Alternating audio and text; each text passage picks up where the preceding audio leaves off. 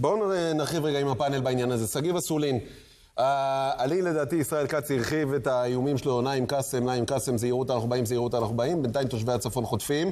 לאן זה הולך?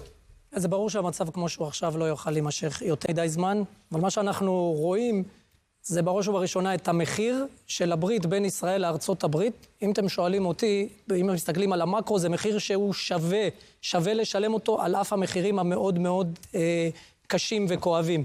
אבל אנחנו רואים פה ניסיון איראני דווקא לשחק את הקלף של חיזבאללה כדי לייצר טריז בין ישראל לארצות הברית. זה אירוע מורכב.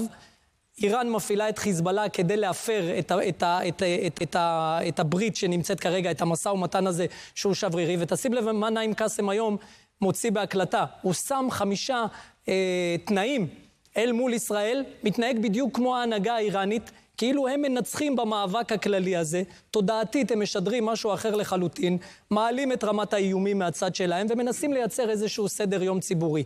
אין לי ספק שזה עניין של זמן שהמכה תבוא. אני מזכיר לכולם שפעם אחר פעם במהלכים האלה היו מכות פתיחה שהשאירו את האויבים שלנו, את עם ישראל, את העולם כולו המומים. שמעון. זה יגיע. סגיב שיגיד לך את זה. אני בשיח פה, מי נמצא על הגיריל, אני עם ברדוגו, כי תראה, אני חושב שמעולם לא היה מצב שיש פער כל כך גדול בין הניצחון הצבאי לבין הניצחון התודעתי. ואנחנו מקלים ראש פעם אחר פעם בזה, העולם המערבי בכלל, ארצות הברית, ישראל קצת השתפרה בזה לאחרונה, אבל ארצות הברית ודאי, במשמעות של הניצחון התודעתי. שם ידם של האיראנים לאחרונה על העליונה, וכעת הנשיא טראמפ מנסה לשנות את זה קצת. לאמירה של קנצלר גרמניה יש משמעות. יש פה רצון אירופאי להכניס אצבע בעין לארצות הברית. זה לא אמירה מקרית, זה לא משהו שהוא...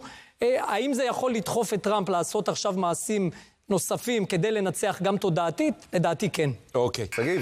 מזכ"ל חיזבאללה בנאום מוקלט ממאורת האחברו שלו תוקף את המשא ומתן בין ישראל ללבנון. זה מסביר כמה שזה כואב להם. שימו לב, שעון החול עומד להתהפך. נעים קסם, זמנך קרב. אני רוצה לומר משהו קטן בעניין הזה. קודם כל, טוב שהדברים האלה, בהירות זה דבר חשוב, טוב שזה קורה מוקדם ולא במאוחר, זה מחדד עמדות.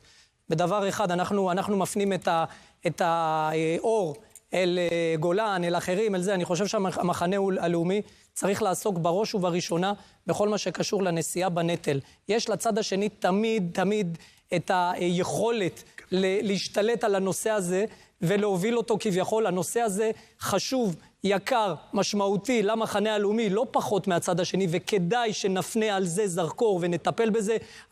יש אין ספור מילואימניקים במחנה הלאומי. הנושא הזה חשוב לנו לא פחות, ואנחנו צריכים לתת על זה על הדעת, וזה דבר שצריך להוביל את התודעה ואת הציבוריות. לא, יש כמה חודשים עד הבחירות. אפשר אולי קודם כל להתחיל בזה שנשיא מדינה לא יכול לחזור למערכת הפוליטית אחרי שהוא מכהן כנשיא המדינה. נראה לי אבסורד שלא נראה כדוגמתו, ראוי שחוקק. המחלה של הגברת מאוד מאוד ברורה. כנראה לא המחלה שבגללה הפסיק המשפט, אלא המחלה כמו שבאה לידי ביטוי בקטעים המזעזעים שראינו, השיח של השימוש בשואה, ההשוואה לנאצים וכדומה, צריכה להתבייש לעצמה, וכל המחנה הזה שנוקט בשיח הזה פעם אחר פעם.